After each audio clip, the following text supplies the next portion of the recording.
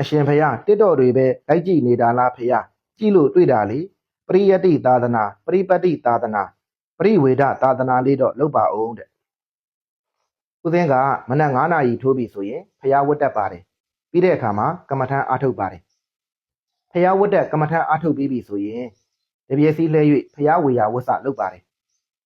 တပြည့်စည်းလဲဖယားဝေယဝတ်စလုပ်ပြီးပြီဆိုရင်စာဖတ်ပါတယ်စာဖတ်ပြီးလို့10 နာရီခွဲပြီဆိုရင်နေစွမ်းဖုံးပေးပါတယ်နေစွမ်းဖုံးပေးပြီးပြီဆိုရင်ဗုဒ္ဓနုတ္တိကမ္မထမ်းစီဖြန်းပါတယ်ပြီးတဲ့အခါအွန်လိုင်းပေါ်မှာဘာသာရေးနဲ့ပတ်သက်တာတွေကိုလေ့လာကြည့်ရှုပါတယ်ဒကာဒကမတွေကဘာသာရေးနဲ့ပတ်သက်တာတွေကိုမသိလို့မေးမြန်းလာပါကမိမိသိသလောက်ဖြေကြားပေးပါတယ်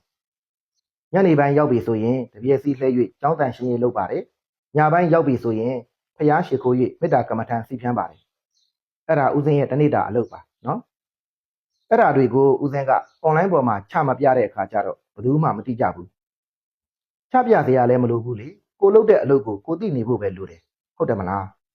ဒါကြောင့်ဦးဇင်းကမှတ်ပိုင်ရှင်ထင်တယ်လို့မျိုးတဏီကုံတစ်တော်တွေပဲလိုက်ကြည့်နေပြီးလေလွင့်နေတဲ့109 110မဟုတ်ဘူးကို့အလုံးနဲ့ကိုနော်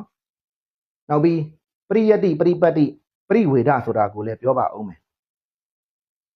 ပရိယတ္တိဆိုတာဘာလဲပရိပတ်တိဆိုတာဘာလဲပရိဝေဒဆိုတာဘာလဲပရိယတ္တိဆိုတာစာပေသင်ကြားတရားဟောပြောခြင်းပရိပတ်တိဆိုတာတရားအထုတ်ခြင်းပရိဝေဒဆိုတာကအဲ့ဒီပရိယပရိပတ်ကရလာတဲ့အကျိုးတရားကိုပြောတာနော်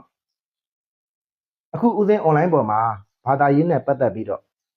မသိတာတွေကိုဟောပြောပြသပေးနေတာဖြေကြားပေးနေတာတွေဟာပရိယတ္တိလေအဲ့ဒါသာသနာပြုတာလို့ခေါ်တယ်နော်